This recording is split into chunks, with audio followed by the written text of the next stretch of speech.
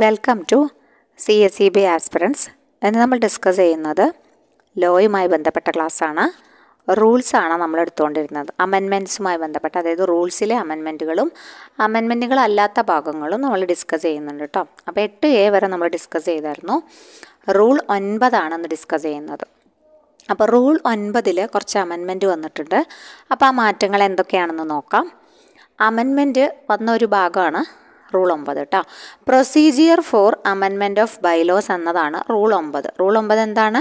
Procedure for amendment of bylaws ആണ്. അപ്പോൾ നമ്മൾ വേറൊരു കളറിൽ ഹൈലൈറ്റ് ചെയ്ത ഭാഗമാണ് അമെൻഡ് ചെയ്ത് വന്നിട്ടുള്ളത്. ഓക്കെ, അത് മനസ്സിലാവാൻ വേണ്ടിയിട്ടാണ് നമ്മൾ അങ്ങനെ കൊടുത്തിട്ടുള്ളത് കേട്ടോ. അപ്പോൾ എവറി പ്രൊപ്പോസൽ, ഫസ്റ്റ് ക്ലോസ് ആയിട്ട് പറയുന്നത്, every proposal for amendment to the bylaws of a society shall be made only by a resolution passed by 2/3 majority of the members present and voting. അപ്പോൾ അമെൻമെൻറ്റ് എപ്പോഴും എന്തായാലും ബൈലോസിൽ amendment ആവശ്യമാവും. കാരണം ഒരു society ഉണ്ടാക്കുമ്പോഴാണ് അവർ bylaw set ചെയ്തതിന് ശേഷം അത് register ചെയ്ത് വാങ്ങുന്നത്. പിന്നെ സൊസൈറ്റി ചിലപ്പോൾ വലുതായിരിക്കാം, പിന്നെ അതിൻ്റെ പ്രവർത്തനങ്ങൾ മറ്റ് പല മേഖലയിലേക്കും വ്യാപിപ്പിക്കാം, അവരുടെ ട്രാൻസാക്ഷൻസ് ഒക്കെ ഇത്രയും കൂടിയൊക്കെ ഒന്ന് ഉഷാറാവും. അപ്പോൾ അവർക്ക് അതിന് തത്തുല്യമായ ചേഞ്ച് ആവശ്യമാണെന്ന് വന്നു. ഇപ്പോൾ നമ്മുടെ ലോയിലിരിക്കട്ടെ, ഇപ്പോൾ നമ്മുടെ സെക്ഷൻസും റൂൾസിലൊക്കെ അമെൻമെൻറ്റ് വന്നു. എന്താ കാരണം? കാലാനുസൃതമായ മാറ്റങ്ങൾ എല്ലായിടത്തും അനിവാര്യമായി വരുമ്പോൾ വേണ്ട ക്ലോസുകൾ കൂട്ടിച്ചേർക്കുകയാണ് ചെയ്യണത് അല്ലേ. വേണ്ടാത്തത് ഒഴിവാക്കുകയും വേണ്ടുന്നത് കൂട്ടിച്ചേർക്കുകയും ചെയ്യുന്നു. അപ്പോൾ ആ മാറ്റങ്ങൾ വേണം. അപ്പോൾ അതുപോലെ തന്നെ ബൈലോസിൽ മാറ്റങ്ങൾ ആവശ്യമാണ്.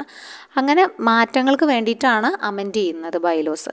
അപ്പോൾ ഈ ബൈലോസ് അമെൻഡ് ചെയ്യാൻ വേണ്ടിയിട്ടുള്ള പ്രപ്പോസൽ ഒരു റെസല്യൂഷൻ പാസ്സാക്കിയിട്ട് വേണം അവതരിപ്പിച്ചിട്ട് മെമ്പേഴ്സിൻ്റെ കയ്യിൽ നിന്നും തീർച്ചയായിട്ടും അവരുടെ അംഗീകാരവും അല്ലെങ്കിൽ അറിവോടും സമ്മതത്തോടും കൂടി മാത്രമേ ചേഞ്ച് ചെയ്യാൻ പറ്റുള്ളൂ. കാരണം ബൈലോസിൽ ഊന്നിയാണല്ലോ വർക്ക് ചെയ്യുന്നത്.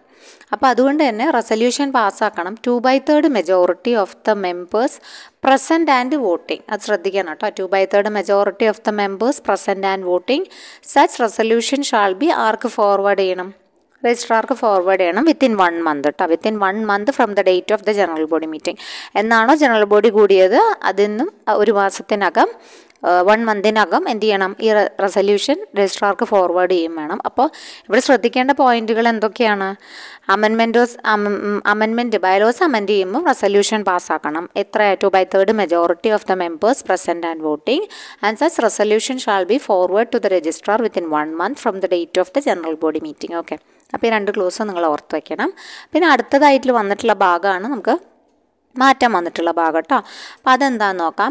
No such resolution shall be valid in case of a society having not more than 1000 members. 1000 മെമ്പേഴ്സിന് മുകളിലുള്ള ആൾക്കാർക്ക് അങ്ങനെ ഒരു റെസൊല്യൂഷൻ പാസ്സാക്കിയിട്ട് അല്ലെങ്കിൽ അത് തീർച്ചയായിട്ടും എല്ലാവരുടെ കയ്യിൽ നിന്നും പോസിബിൾ അല്ല. അപ്പോൾ unless intimation to the amendment proposed has been, അവർക്ക് ഇൻറ്റിമേഷൻ അയച്ചാൽ മതി അല്ലേ. അമെൻമെൻറ്റ് പ്രൊപ്പോസ്ഡ് അമെൻമെൻറ്റിൻ്റെ ഇൻറ്റിമേഷൻ അയക്കുകയാണ് ചെയ്യുക. Given to the members of the society in person, അല്ലെങ്കിൽ their full signature in token of having received the same has been obtained, അല്ലെങ്കിൽ registered post or, speed post or, courier service approved by the high court of Kerala government of Kerala. And in other cases it shall be sufficient if the date, time, place and agenda of such general body മീറ്റിങ്ങിൻ്റെ എല്ലാം വെച്ച് publish ചെയ്യും. എന്ത്? 2 vernacular ഡെയിലീസിൽ publish ചെയ്യും കേട്ടോ. പ്രാദേശിക ഭാഷയിലുള്ള പത്രങ്ങളിൽ എന്ത് ചെയ്യും? പബ്ലിഷ് ചെയ്യും. ഹാവിങ് വൈഡ് സർക്കുലേഷൻ ഉള്ളതായിരിക്കണം. അത് within the area of operation സൊസൈറ്റിയിലുള്ളതായിരിക്കണം. Date, time, place, agenda of such general body meeting with details of amendments proposed in the notice ബോർഡിൽ പതിക്കണം. ഓഫ് ദ സൊസൈറ്റി ഹെഡ് ഓഫീസിലും അതിൻ്റെ ബ്രാഞ്ചസിലും. പിന്നെ അതുപോലെ തന്നെ എവിടെ? Branches of Kerala state cooperative bank with ഈ ഏരിയ ഓഫ് ഓപ്പറേഷൻ ഉള്ള ബ്രാഞ്ചസിൽ, അതായത് നമ്മുടെ കേരള ബാങ്കിൻ്റെ ബ്രാഞ്ചസിൽ, പഞ്ചായത്ത് ഓഫീസിൽ, മുനിസിപ്പൽ ഓഫീസ്, അല്ലെങ്കിൽ ഓറാണ് കേട്ടോ, ഓരോരോ, അല്ലെങ്കിൽ റീജിയണൽ ഓഫീസിൽ, അല്ലെങ്കിൽ headquarters of the municipal corporation, അല്ലെങ്കിൽ or village office, as the case may be. അത് ഏതാണോ സൗകര്യപ്രദമായത് അതിനനുസരിച്ചിട്ട്. Okay. And also in the notice board of the officers of AR ജനറലിൻ്റെയും village, block, taluk level office of the functional രജിസ്ട്രാർസിൻ്റെ അവിടെയും, concerned to whom the supervision is vested and the office of the assistant director of ഓഡിറ്റിൻ്റെ അവിടെ, the office of the CCU within which the area of operation of the society falls, and the society may also inform എന്ത് ചെയ്യണം? Date of meeting by short message service, SMS വഴി, cellular ഫോൺസിൽ അല്ലെങ്കിൽ other computer ഡിവൈസസിൽ, emails വഴി, അല്ലെങ്കിൽ local television ചാനൽസിലൂടെ, or exhibiting banners in prominent places within the area of operation. Okay, ഇങ്ങനെ പല രീതിയിലും അവരെ അറിയിക്കണം എന്നാണ് പറഞ്ഞത്. ആരും അറിയാതെ ചെയ്യാൻ പറ്റില്ല. ഇങ്ങനെ ഈ ഏത് രീതിയിലാണോ അവർക്ക് സ്യൂട്ടബിൾ ആയിട്ടുള്ളത് ആ രീതിയിൽ ഈ അമെൻമെൻറ്റുമായി ബന്ധപ്പെട്ട കാര്യങ്ങൾ മെമ്പേഴ്സുമായി കമ്മ്യൂണിക്കേറ്റ് ചെയ്യണം എന്നാണ് ഇത്രയും പറഞ്ഞിട്ടുള്ളത്.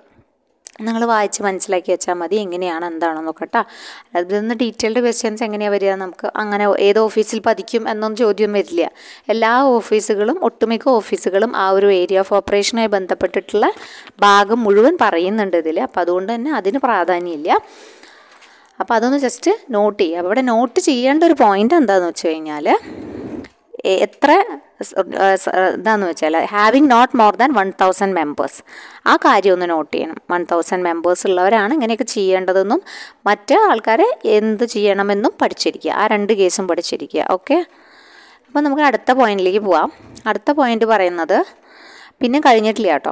ഇതിൻ്റെ 3ാമത്തെ പോയിൻ്റായിട്ട് പറയുന്നത്, every application made to the registrar for the registration of amendment shall be signed by the സെക്രട്ടറിയും അതുപോലെ തന്നെ 2 മെമ്പേഴ്സും ഓഫ് ദ കമ്മിറ്റിയാണ് സൈൻ ചെയ്യേണ്ടത്.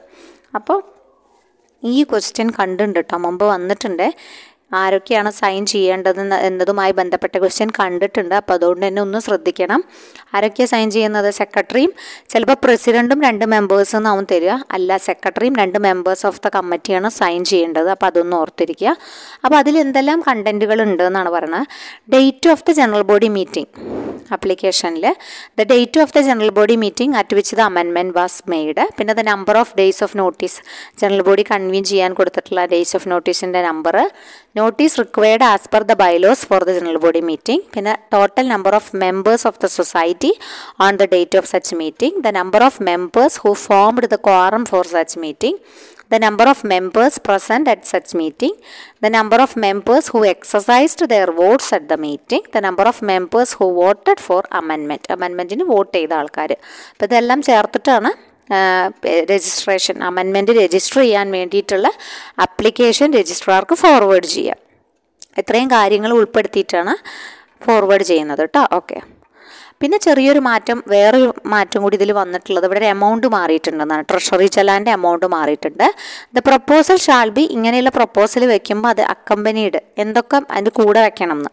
അപ്പോൾ നമ്മൾ ആപ്ലിക്കേഷൻ്റെ കൂടെ എന്തൊക്കെ വെക്കണം എന്ന് നേരത്തെ പറഞ്ഞു. അതിൻ്റെ കൂടെ a copy of the relevant bylaws in force, ഇപ്പോൾ നടന്നിട്ടുള്ള in force with amendments proposed to be made in pursuance of the resolution, എന്തുകൊണ്ട് അത് അമെൻമെൻറ്റ് നടത്തുന്നു എന്ന് ജസ്റ്റിഫൈ ചെയ്യുന്ന റീസൺസും കൂടി വേണം. പിന്നെ 4 copies of the text of the bylaws as it would stand after അമെൻമെൻറ്റിന് ശേഷമുള്ള text of the bylaw signed by the officers authorised in this behalf by the committee of the society. Committee authorise ചെയ്യുന്ന officers signed ആയിരിക്കണം ഈ ഒരു കോപ്പീസിൽ കേട്ടോ. പിന്നെ treasury ചെലാൻ്റെ കാര്യം പറയുന്നുണ്ട്. ആദ്യം ഇത് 500 ആയിരുന്നു, ഇപ്പോൾ മാറ്റിയിട്ട് 1000 ആക്കിയിട്ടുണ്ട്. ഇൻ കേസ് ഓഫ് അത് നോർമൽ സൈസിന് വുമൺസും സ്കൂളും അല്ലെങ്കിൽ SC/ST ട്രൈബും, ഷെഡ്യൂൾഡ് ട്രൈബ്, ഷെഡ്യൂൾഡ് കാസ്റ്റ്, പിന്നെ അതുപോലെ തന്നെ വുമണും സ്കൂളും അവരുടെ 50 റുപ്പീസാണ് കേട്ടോ. അതിന് മാറ്റമൊന്നും വന്നിട്ടില്ല. അപ്പോൾ അത് രണ്ടും ഓർത്തിരിക്കണം. ട്രഷറി ചെലാൻ എത്രയാണ്? ഇപ്പോൾ അമെൻമെൻറ്റിൻ്റെ ട്രഷറി, അതായത് ബൈലോ അമെൻമെൻറ്റിൻ്റെ എമൗണ്ട് മാറിയിരിക്കുകയാണ്. 1000 ആണ് പറഞ്ഞിട്ടുള്ളത്. ആദ്യം അത് 500 ആയിരുന്നു, ഇപ്പോൾ 1000 ആയിട്ടുണ്ട്. പക്ഷേ വുമൺസിന്, സ്കൂളിന്, SC/STക്കൊന്നും മാറ്റില്ല. 50 രൂപയാണ് കേട്ടോ. 50 റുപ്പീസ് ഷാൾ സഫിക്സ് എന്നാണ് പറയുന്നത്. അപ്പോൾ അതാണ് ഈ ഭാഗം, ഈ മാറ്റം വന്ന ഭാഗമാണ് ഇപ്പോൾ നമ്മൾ ഇത്രയും ഡിസ്കസ് ചെയ്തത്. ഓക്കെ, മനസ്സിലായിട്ടുണ്ടാവും എന്ന് വിചാരിക്കുന്നു. അപ്പോൾ നമുക്ക് അടുത്ത പോയിന്റിലേക്ക് പോവാം. റൂൾ 10 പിന്നെ ഒമിറ്റഡ് തന്നെയാണ്. പണ്ടുണ്ടായിരുന്നു, പിന്നെ ഒമിറ്റ് ചെയ്ത് പോയതാണ്. അപ്പോൾ റൂൾ 11 എന്താണെന്ന് നോക്കാം. Rule 11, registrar to keep a record of names and address and bylaws of society.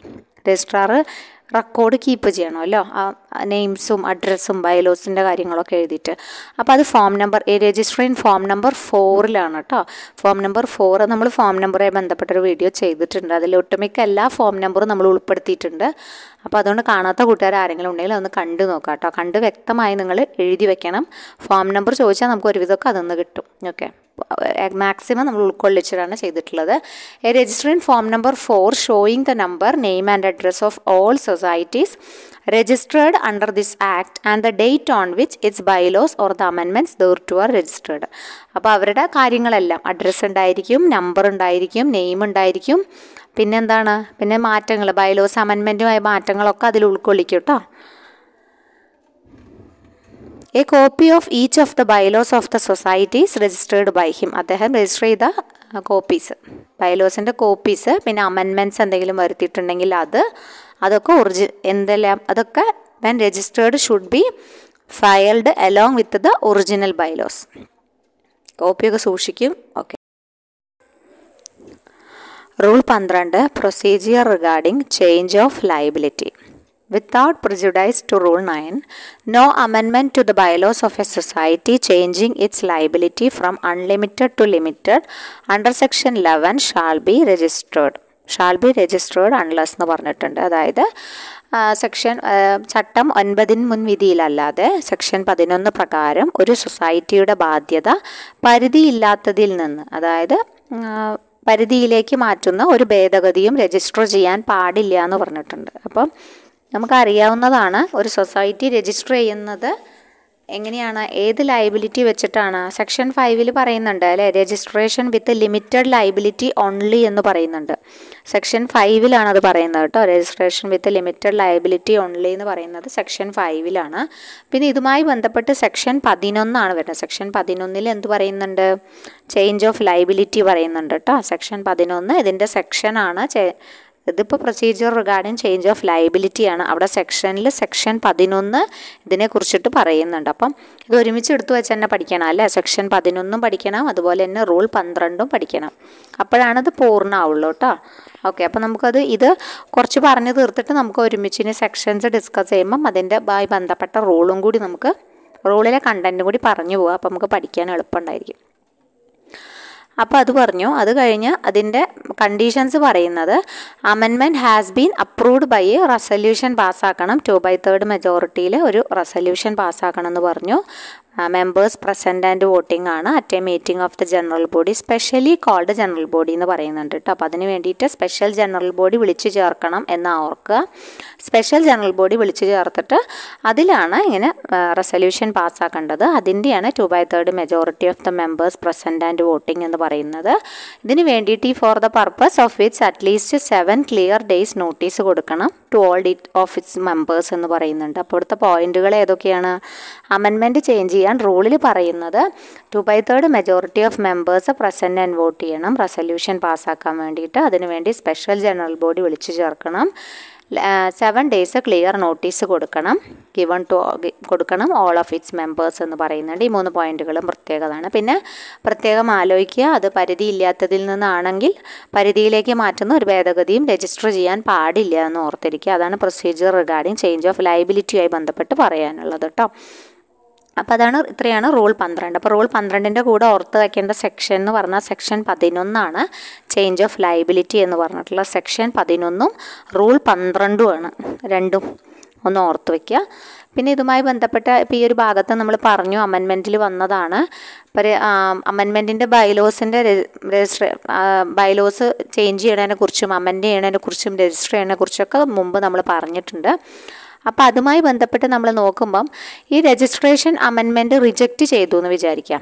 അവർ പിന്നെ രജിസ്റ്റർ ചെയ്ത് കൊടുത്താലല്ലേ അത് പ്രാബല്യത്തിൽ വരുള്ളൂ. അങ്ങനെ റിജക്റ്റ് ചെയ്തു കഴിഞ്ഞാൽ ഈ ആപ്ലിക്കൻറ്റിന് എന്ത് ചെയ്യാം? അപ്പീൽ ഫയൽ ചെയ്യാം അല്ലേ. അപ്പീൽ ഫയൽ ചെയ്യുന്നതിനെക്കുറിച്ച് നമ്മൾ സെക്ഷൻ 83 പഠിക്കുന്നത്.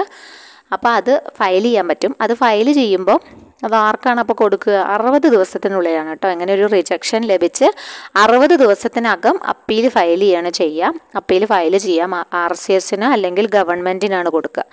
അത് as the case may B, ഒന്നെങ്കിൽ RCSന് അല്ലെങ്കിൽ ഗവൺമെൻറ്റിന്. അപ്പോൾ അതായത് ഇപ്പോൾ ആപ്ലിക്കേഷൻ ഈ അമെൻമെൻറ്റിൻ്റെ അപ്ലിക്കേഷൻ ആർക്കാണ് കൊടുത്തത് എന്ന് നോക്കിയിട്ടാണ് അപ്പീൽ ഫയൽ ചെയ്യുക അല്ലേ. ഇപ്പോൾ ജോയിൻറ്റ് രജിസ്ട്രാർക്കാണ് കൊടുത്തതെങ്കിൽ ആർക്ക് അപ്പീൽ ഫയൽ ചെയ്യുക? രജിസ്ട്രാർക്ക് അപ്പീൽ ഫയൽ ചെയ്യാൻ പറ്റും. അല്ല ഈ application or amendment of bylaw രജിസ്ട്രാർക്കാണ് കൊടുത്തിട്ടുണ്ടെങ്കിൽ, രജിസ്ട്രാറാണ് ആ ഒരു ലെവലിലുള്ള സൊസൈറ്റികളാണെങ്കിൽ രജിസ്ട്രാർക്കാണല്ലോ കൊടുക്കുക.